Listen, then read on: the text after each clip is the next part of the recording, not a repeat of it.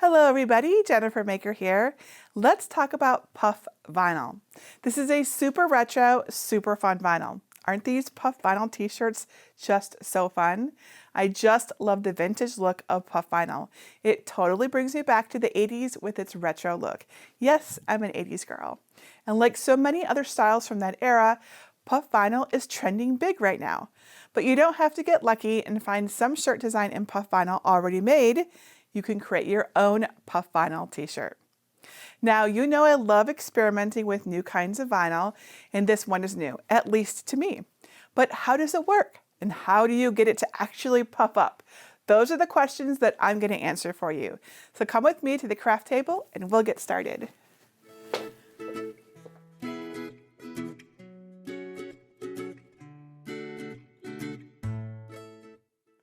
To get started, you'll need a t-shirt. When I was doing my test, I tried several different shirts and I had varying results. Your individual t-shirt material, pressing pressure, and a lot of other factors can come into play and affect your results. I cannot stress this enough. This is exactly why we do a test. So please do your test. I'll show you how to do that in this video, of course. Now, I use these 100% cotton Bella Canvas brand t-shirts, but you can use any uncoated polyester, cotton poly blend, or similar fabric shirt. Puff Vinyl will not work with nylon fabric though, so be sure to check the tag on your shirt before you start. Also, I highly recommend pre-washing your shirt before pressing your design.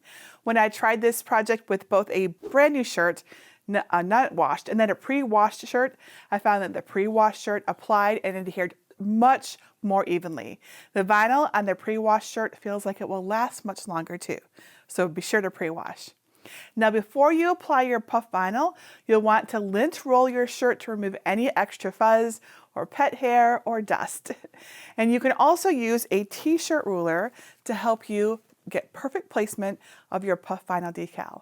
I have free t-shirt rulers that you can make over at jennifermaker.com/t-shirt ruler guide. Next, you'll need some Puff Vinyl, of course. I tested several different brands, but this VTS 3D Super Puff Vinyl was my favorite because it has the biggest, smoothest puffs, and it comes in a variety of colors. Just a note though, the heat settings are a little different for this brand's metallic colors, so be sure to check your packaging for the details on, pressing and heating and all that. And yes, you can layer Puff Vinyl with another type of vinyl. To show you how this works, I'll be using the Cricut Everyday Vinyl. You can also layer your Puff Vinyl with other types of vinyl. I'll share tips on that later, of course. And next you need something to cut your Puff Vinyl. My free download over at jennifermaker.com/484 includes a printable PDF if you want to cut the pieces by hand. But the SVG and DXF files work with cutting machines. I'm using my Cricut Maker 3 in this video, but you can use any cutting machine, including the Cricut Maker or Explore series. You can also use the Cricut Joy if you size down one of my designs or just make a smaller design, but be careful of sizing it down too much because you might lose details when the vinyl puffs up. The Cricut Joy would be great for design size for kids shirts or even small pocket-sized designs, however. You'll also want a green standard grip machine mat or a blue light grip machine mat, along with a brayer, a pair of scissors, a spatula, and a weeding tool. And to apply your Puff Vinyl to your shirt, you will need a heat press. I'm using my 12 by 10 inch Cricut EasyPress, which will allow me to press my puff design all at once. If you have the smaller 9 by 9 inch EasyPress, you may need to cut your decal and apply it in sections. I'll show you how to use the Cricut Auto Press for this project too. And then I'll share my test results using both of them so you can see what they look like. Now, the key to getting a perfect puff is pressure. Really, really hard pressure. If you're using an EasyPress, you do not need a pressing mat this time, but you will need a wooden cutting board like this to press your shirt on. And if you're using an auto press, you'll need both a pressing mat and a 1-inch cutting board like this one to get awesome puff results. This is crucial or your puff might not turn out right. I will show you why later. Now all that's left is to get a design. Let me show you where to find my cute animal designs and we'll get started. Step 1. Get my free Puff Vinyl design files. Get my free designs over at jennifermaker.com/484. Look for libraries in the red bar at the top, and then click to either get a password if you don't yet have one, or click Enter the library. You can find the designs by searching for number 484, and then click it to download the zip file. Step 2. Cut your Puff Vinyl. You can cut this design by hand using the PDF files, or better yet, use a cutting machine with the SVG or DXF files. To see exactly how I prepared my file on my Cricut cutting machine, see the video at jennifermaker.com/484. Just don't forget to mirror your design before you cut, and you can use the Everyday Iron-On material setting with more pressure for a clean cut. Once cut, use your scissors to trim away excess material around the design, text, and test shape. And now it's time to weed. Weeding means removing the extra vinyl away from, around, and within a design. Remember, we are weeding from the back since we mirrored our design, so the bunny and the text will appear backward as you weed. So using a weeding tool, pull up a corner of the Puff Vinyl. I like to work from larger to smaller sections when weeding. So to start, very carefully peel away the extra background vinyl. This is the part of the vinyl that we don't want to include in our finished design, also referred to as the negative space. Puff vinyl weeds just about the same as regular iron-on vinyl. The only thing I noticed when weeding puff vinyl that seemed different was that it smelled a little funny, but only while weeding. Poke your weeding tool into each section you want to remove and gently lift it away from the design. Make sure you do not pull up any pieces that you want to keep. If they come up anyways, because that happens, gently pat them back in place and try again. And don't forget the middle parts of the letters. It's also a good idea, especially with large designs, to cut off the excess vinyl as you go. That way it doesn't end up sticking to the carrier sheet. Once you've finished weeding, the design will look backward since it was cut with mirror on, right? Just flip it over to see what your design will look like on your shirt. This is also a great way to check to see if you missed any spots. And here's how the bunny design looks when it's fully weeded. Step 3, transfer your puff vinyl test and design. When using a new type of vinyl, I really like to do a test to make sure I've got my temperature, time, and pressure right before I make a mistake on a beautiful new shirt. And that's what this little flower is for.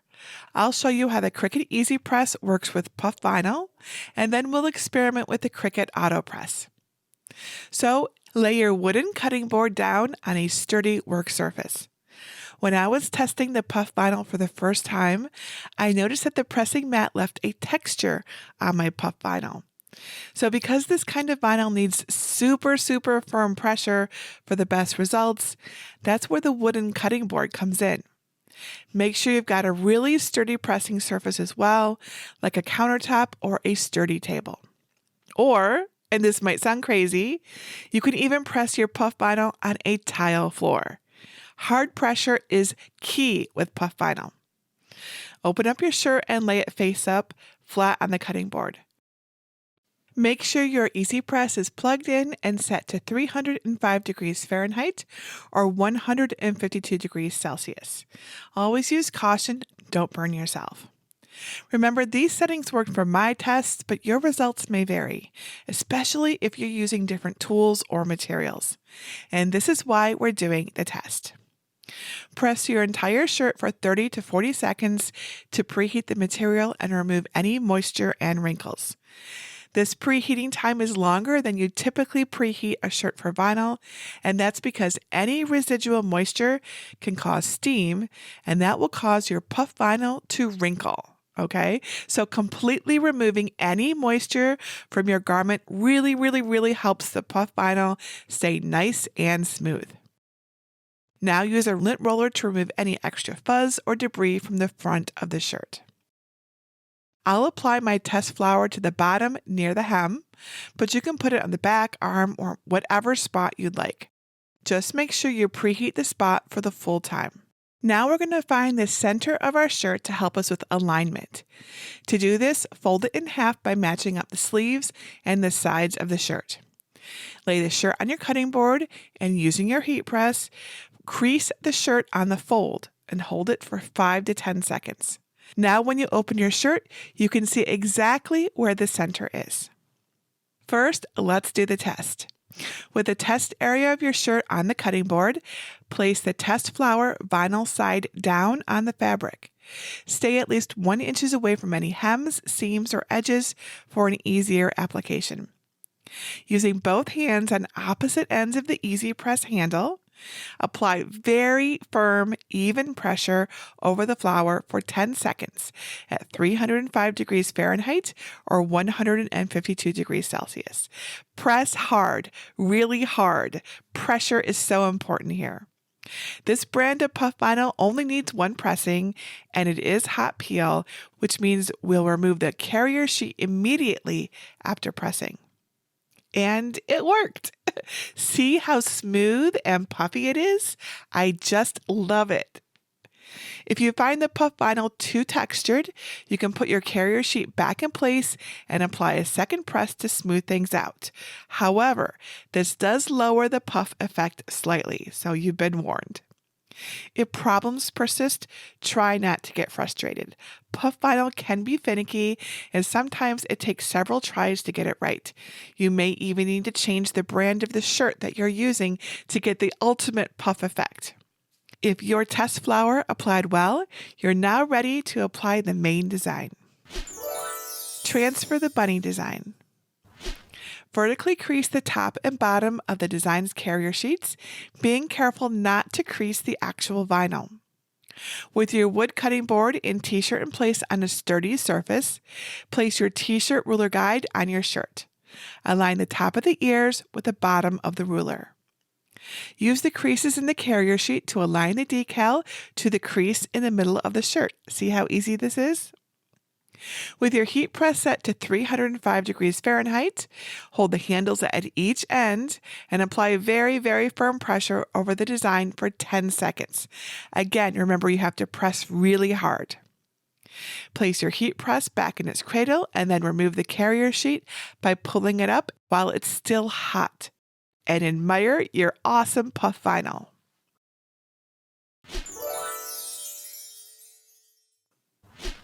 Let's do the Porcupine with a Cricut AutoPress. So applying puff vinyl with the Cricut AutoPress is a bit different because it uses automatic pressure settings, which cannot be adjusted. I tested out a few techniques and tools to get consistent results, and I'm going to show you what I've learned with my Porcupine design. Okay, I found that placing a 1-inch thick wood cutting board on top of the pressing mat and under my shirt and my vinyl was the key to getting super firm pressure that I needed to make my puff vinyl look the puffiest. So first, let's preheat our shirt. Set your Cricut AutoPress to 305 degrees Fahrenheit or 152 degrees Celsius and preheat your shirt for 30 to 40 seconds to get as much moisture out of your shirt as possible. Don't skip this step. Press once where the flower will go along the hem and once where the decal will go across the chest. Now lint roll the shirt to remove any fuzz or debris. Change the temperature on your AutoPress to 280 degrees Fahrenheit or 138 degrees Celsius. And now we'll perform our test. Remember, puff vinyl is pressed at a lower temperature and for less time than the everyday vinyl. Arrange your t-shirt on the cutting board so you can apply the test flower about 1 inch above the hem. Press the test flower for 10 seconds and then remove the carrier sheet. That looks great. Now we've got our settings right, we're ready to press our Porcupine design. But first, we'll apply the words that we cut from Cricut Everyday Iron-On Vinyl. Remember that the Everyday Iron-On has different settings and is applied longer and with more heat than the puff vinyl.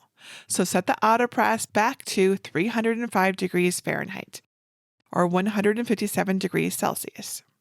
With your t-shirt on the cutting board, use the Rise and Shine text to align to the top of the design and ruler. Unlike the Cricut EasyPress, it's much harder to press in sections with the Cricut AutoPress. We'll apply this vinyl because it can withstand being pressed multiple times, unlike the puff vinyl. Remember, puff vinyl cannot be pressed multiple times or it will not turn out as expected. Once your words are aligned, press for 30 seconds. Then let it cool before removing the carrier sheet. Set the carrier sheet to the side because we're going to use it again in just a minute. Reduce your temperature back to 280 degrees Fahrenheit or 138 degrees Celsius. While your heat press is lowering its temperature, place the puff vinyl Porcupine under the text. Make sure that the Porcupine's carrier sheet doesn't cover any part of the words that you just applied. If you need to, trim the carrier sheet so there's no overlap. Take the used carrier sheet from the words and place it back on top of the vinyl that you already applied. This will protect your design and your AutoPress from melting vinyl. When your heat press reaches 280 degrees Fahrenheit, press the Porcupine for 10 seconds. And while it's still hot, peel off the carrier sheet. That's another difference between the normal and the puff iron-on vinyl. And remove the carrier sheet from the words too. And there we go. How cute is that? Step 4, show it off. Didn't this puff vinyl turn out amazing? Puff vinyl is so much fun, and I love the vintage 3D look. I am so thrilled with how these shirts came out. I don't know about you, but they totally bring back the nostalgia of the 80s. It's such a fun, different look, and I absolutely love the retro vibes here. I can't wait to make more puff vinyl projects. It is a lot of fun. I love watching it puff up. Now, when comparing the results of the EasyPress versus the AutoPress, I will say that I had a much easier time with the AutoPress. It produced much more consistent results no matter which brand shirt I used, and it was much easier to apply the super hard pressure that puff vinyl requires. But if all you have is the EasyPress, it's totally possible to get good results. Just be open to some experimenting and, of course, remember to be patient. Another thing I learned is that puff vinyl can be layered on top of other vinyl if you want your puff decal to have a border, but the texture of the first layer will affect the puff's texture. The puff vinyl texture appears more smooth when I tested it on top of glitter iron-on. It looked more textured. All right, so the texture of your lower layer or even your shirt can show through in your puff vinyl. Now, be sure to wait at least 24 hours after applying your vinyl before washing it. Wash it inside out on cold water on your machine's gentle cycle and don't use bleach. Hang dry your puff vinyl shirt to give it its longest life. And that's it. If you have any questions about puff vinyl, please let me know.